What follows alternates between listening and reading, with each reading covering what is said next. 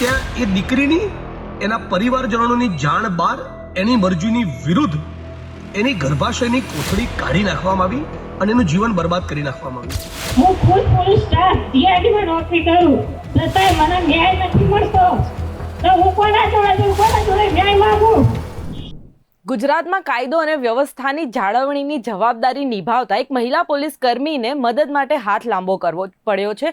પાટણના મહિલા અધિકારી દરબાર સમાજની આ મહિલા છે જેને જાણ વગર ગર્ભાશયની કોથળી કાઢી લેવામાં આવી છે, ત્યારે તેની મદદ કરવા માટે વડગામના ધારાસભ્ય જિગ્નેશ મેવાણીએ મદદ માટે હાથ લાંબો કર્યો છે અને તેમને એક વિડીયો વાયરલ કર્યો છે અને હાલ સુધીમાં હજુ પણ તંત્રમાંથી કોઈએ આ મુદ્દાને ઉઠાવ્યો નથી તેમજ આ મુદ્દા વિશે વાત નથી કરી। તો આજે આ વિડીયોમાં જાણીશું કે શું છે આ ઘટના। મારી જિંદગી તો બરબાદ થઈ ગઈ ને, મને ન્યાય કોણ આપશે?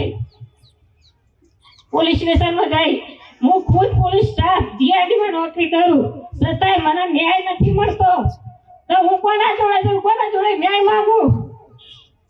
મારે બસ જિગ્નેશ સાહેબને બે હાથ જોડે વિનંતી કરું કે મારે ન્યાય જોવે ને કે હું આજે આત્મહત્યા કરીશ કે ના જઈશ, હું આત્મહત્યા કરીશ સર, મારી જિંદગી બરબાદ કરી નાખી ડોક્ટરે। મિત્રો, અત્યંત ચોંકાવનારો કિસ્સો સામે આવ્યો છે।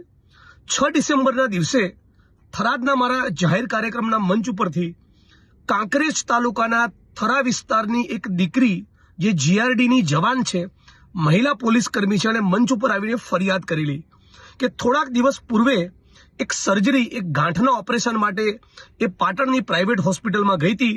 ત્યાં એ દીકરીની એના પરિવારજનોની જાણ બહાર એની મરજીની વિરુદ્ધ એની ગર્ભાશયની કોથળી કાઢી નાખવામાં આવી અને એનું જીવન બરબાદ કરી નાખવામાં આવ્યું। એ દીકરીએ જાહેર મંચ પરથી કહેલું કે આવનારા દિવસોમાં તાબડતોબ આ ઘટનાનો કોગ્નિઝન્સ લઈ પાટણ પોલીસ દ્વારા ગુનો દાખલ કરીને તપાસ કરવામાં ન આવી, આરોપીઓની ધરપકડ કરવામાં ન આવી, ડોક્ટર સામે કાર્યવાહી કરવામાં ન આવી તો મને આત્મવિલોપનની ફરજ પડશે।